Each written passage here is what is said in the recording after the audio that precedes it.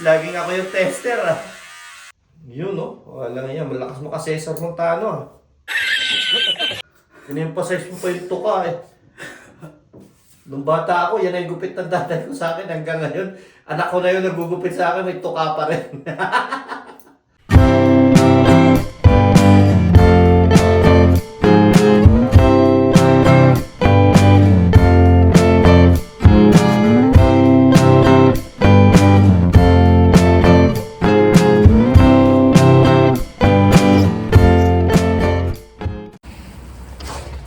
Kundi pinuntahan na naman namin yung ano ni mami dito. Kasi hindi namin na-claim ng weekend. Sarado pala sila ng linggo. Ayan yung masirang kwintas.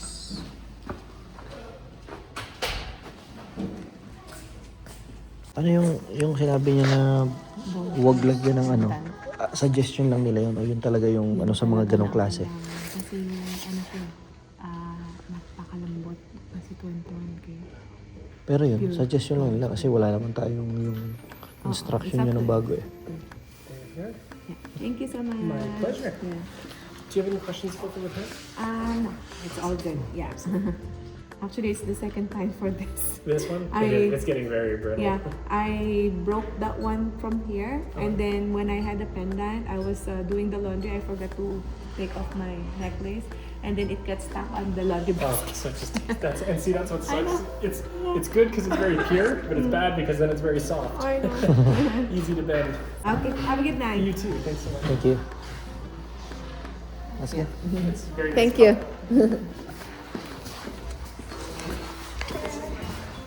Napaka-nice naman niya makipag-usap. Hindi pala advisable na lagyan ng pendant. Kasi lalong ninipis, lalong magiging brittle.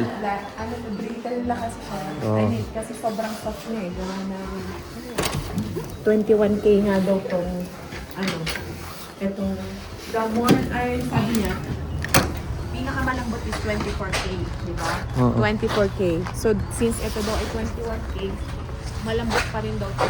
Ang pinakamaganda itong lagyan ng mga pendant is 14K, Oh. 18K kasi medyo hard yun. Oh. Pero ika for selling, for investment, this is Sinabi niya really- mismo? Sinabi niya. Oo, nga. Sabi niya for value, yung value daw, yung presyo nito is mataas. Is pure gold, mas maraming gold dito. Pero mahuna.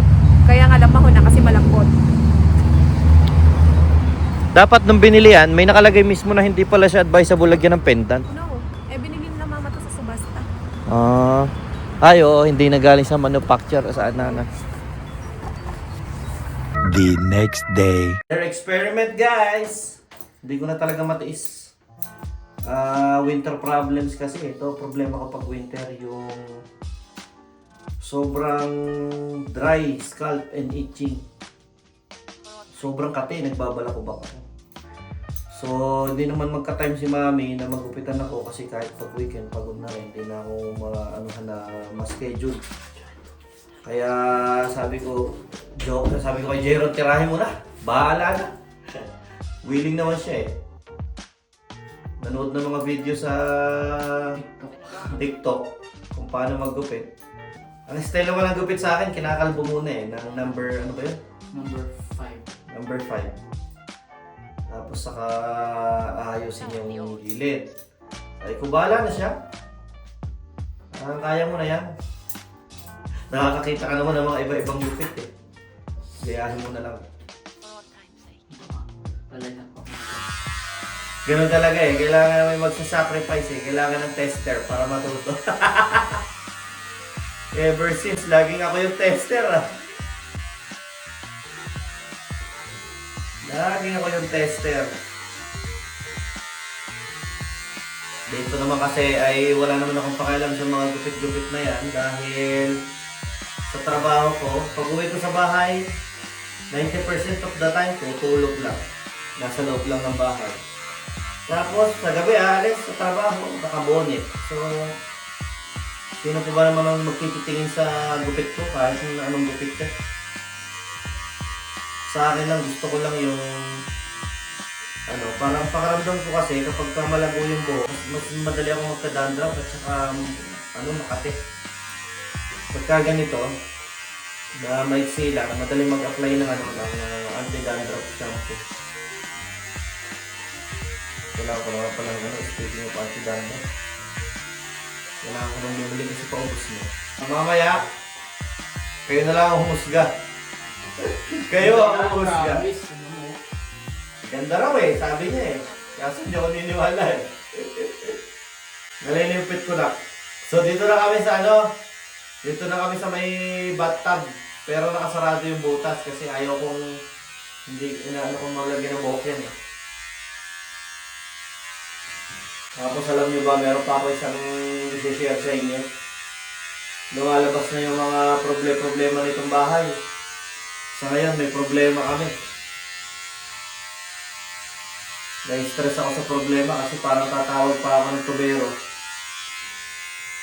Kasi napaka-slow draining ng aming kitchen. Kaya papakita ko sa inyo sa ibang vlog siguro. I-share ko sa inyo kami yung mga ginawa ko hanggang ngayon. At ganun pa rin. Mabagal pa rin yung tulo ng tubig ng lababo namin. Papakita ko sa inyo yung mga ginawa kong step. Tingnan nyo, baka meron akong na-miss. Baka meron nakakalam sa inyo paano sosolve yung problema. Anak, sa'yo battery. Okay na ako lang gawing even. Huwag kang matikot. Teka lang. Nangangalin yung pit ko. Ba't hawak-hawak ko to?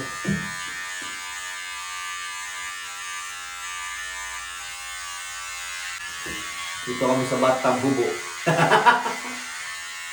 Si Kuya naka-boxers, ako naka-brief lang. Aray! Sino?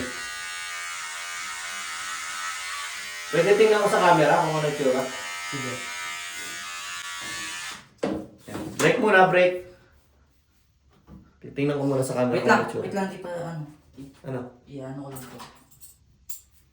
Ay, nako, winter problems. Ganito ka. Kada mag-winter na lang, ganyan. Ang kati-kati ng ulo ko.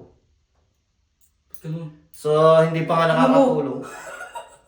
Ganyan nga yan, kasi igay-ganon mo naman yun eh. Paano? Ikaw ang magkocontrol Ayan, niya. ayan, ayan. Ipihitin mo to. O, sige. Sikipan mo. Yun, no? Wala nga yan. Malakas mo ka Cesar Montano, Anak, ba? Parang magago pa. Hindi pa tapos yan eh. Parang maganda ka, Maporma-porma ito mga ginagawa mo, Anak, baka naman sobrang iksi nung Oo. Ano yung style niya? Para mo siya yung tuka. In-emphasize mo pa yung tuka eh.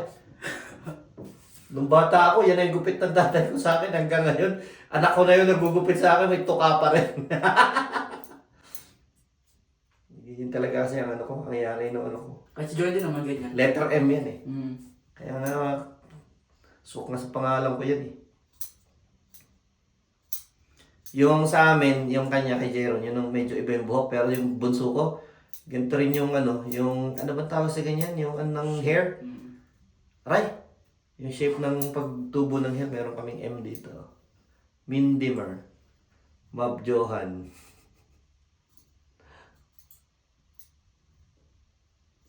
Nung bata ako, pagkatanda ko, napakanipis ng buhok ko. Sabi ng tatay ko, ang hirap kong gupitan kasi lagi akong umiiyak. Kinakain ng gunting yung yung buhok ko. Kaya habang natanda, kumapal. Saka nag-ano kasi ako nung high school, natuto akong mag-gel. Yun, nasira lalo. Ang buhok. Basta nag-gel. Ako nag-gel ako yun.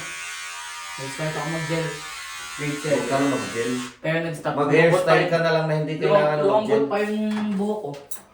Kasi 1 year lang ako nag-gel eh. Paano naman ang buhok mo? Napakalago na. Kalboy ko yan eh. Kaya kuya payat na akong papagupit. Pwede mong ganito ito kung bilog na bilog yung gilid para magkaroon ng medyo straight na gano'n. Gano'n yun. Sige. May nakikanta. Wait lang, aanin ko muna tong gilid kasi Ayan sabi pa. mo medyo short pa. Medyo mahaba pa. Parang ba? Ano? Hmm. Yung manipis siya. One. Sagad.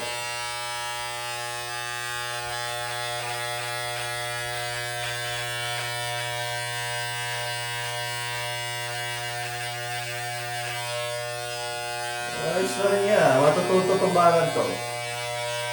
Matututo pa tong gumupit. Dito sa Canada, hindi worth it ang ang gumastos ka sa pagupitan.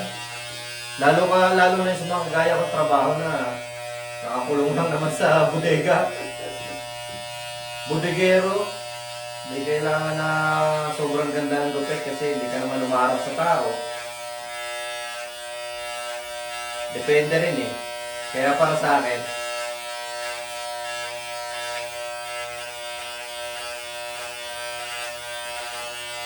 ayan. Kaya para sa akin, hindi worth it na gumastos ng magkano? $30 plus $30, oh. para sa haircut ng lalaki. Napakamahal naman sobra, no? Alam nyo, sa ilang taon na kami dito? 5 years na, anak? Yeah. 5 years sa 4 years ba tayo? 4 years pa na. 5 years sa August na yun. 20, oo nga. So magpa 5 years na kami dito sa August. Sa tinagal-tagal namin dito, mula nung dumating, isang beses pa lang ako nagpagupit sa barbero. Kami Superstore tatlo. pa. Doon sa superstore. Eh yung gumupit sa akin hindi yung lalaki eh. Yung hindi ako nagandahan. Hindi sulit. Tapos si mami din, isang beses pa lang din yun na dito, nagpa-ayos ng buhok. At ako na, mas gusto pa daw niya kapag ako yung gumugupit ng ng buhok niya. Ganun lang talaga, teamwork lang kami dito. Si mami ako taga-gupit, kami tatlo si mami nagugupit. Ganun lang talaga. Malaki naman ang titipid namin pagdating sa gupit na yan. Sabi nga namin, kung makauwi ng Pilipinas, kung sakaling makauwi ng Pilipinas, doon na lamang magpapaganon-ganon, magpapagupit. Dayuhin namin yung aming dating manggugupit. At mga lang. At doon na lang magpagupit. Iba-iba doon. Sulit doon, mabayad. Hindi kaya dito. Okay na? Wait lang, hindi pa tapos. Tignan ko muna. Hindi pa ako na-update. Bibidyoan kita. Hindi, ginahin ko lang. Pwede na nga ito. Hindi na masama para sa first time. First time lang naman itong panganay ko na magupit sa akin eh. Ilang taon na anak? 13. Kasi yung best friend niya, Shout out Eddie. shout out kay Edley, nagugupit na. Nag-aaral na din maggupit. Small church na nga eh. $10. Magkano? $10 $10. eh. Kaso, dadayuhin pa kasi namin. Doon pa sa may Elbow Drive. Nalayo. Malayo din. Sabi niya mag-a-add daw siya ng $5 pag dito siya pupunta. Depende din sa Ba yung ulugin na siya eh. Oo. Hindi, dapat, tama nga, ganun Okay na. dapat.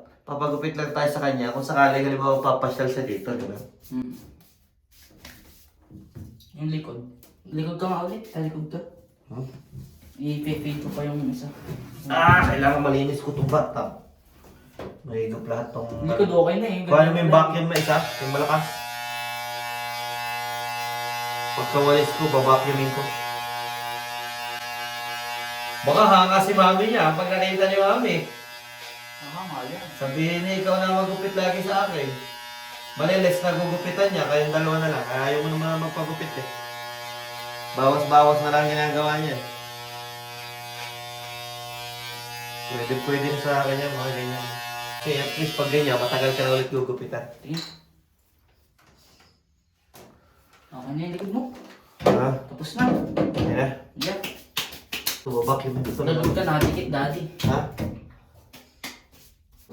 Wait lang. Ano yung ko pa to? Oo, kung may kailangan gupitin mo na. Huwag ka mag-move. Nagawin ko lang itong pantay-pantay. Ito, hindi na bola. Yung ito. Hindi, pa ganun siya. Pa straight. Pa-straight siya. Ah. Hindi siya yung bago. Tama. Gusto mo ba ganito? Pero okay, kung nakakakita eh. Okay na. Hindi naman bola eh. Oo nga. Oh, ganda, di ba? Yun, no? Hindi na masama, oh. Nakakalat pa lahat ng mga ginamit namin. Hindi ko pa naliligo. Pauwi na si Mami. Mawag na siya. Kaya, yun. Diyan muna kayo. At ako muna ay magsisigang naman. Sinigang na baboy. Pero hindi na masama, di ba? Pwede na to. Wala naman akong ano sa ganyan. Wala naman akong problema sa ganyan. At lagi rin lang naman nakabonet sa trabaho. Oh. Swak na to. Pwede na to. Ayos na to. Para sa first time ko, yung panganay ko, 13 years old, no? Nagawa niya to. Ano na ako? Hanga na ako. Ayos na din. YouTube, TikTok lang. TikTok lang ginagaya niya. Kung paano niya gagawin tong gilid. Wala, pangit na. Tapos itong likod na to. Ito, ang lalaki kasi ng bukol dyan. Yung bungo ko kasi dito, hindi yata ako mabait na sanggol noon eh. Kaya hindi flat yung likod ko. Mandahan dito mga bukol-bukol. Kaya dito talaga kahit mga barbero nahihirapan kasi nagmumukhang panot yung mga may bukol dito. Okay na. Overall ano, swak na to. Pwede na. Pwede na ako sa kanya na lang lagi magpapagupit para hindi na aabalahin si Mami. Kasi 3 kami eh. Pagka naggupitan kami, ubos ang oras ni Mami sa amin 3. Pagod na pagod din. Kaya ngayon kay Jero na ako magpapagupit. Tapos silang dalawa na lang kay Mami. Si Mami naman, ako naman na nagugupit. So, ganun lang ang buhay natin dito para makatipid na. Iyon, no? Why'd you have to leave me here all alone?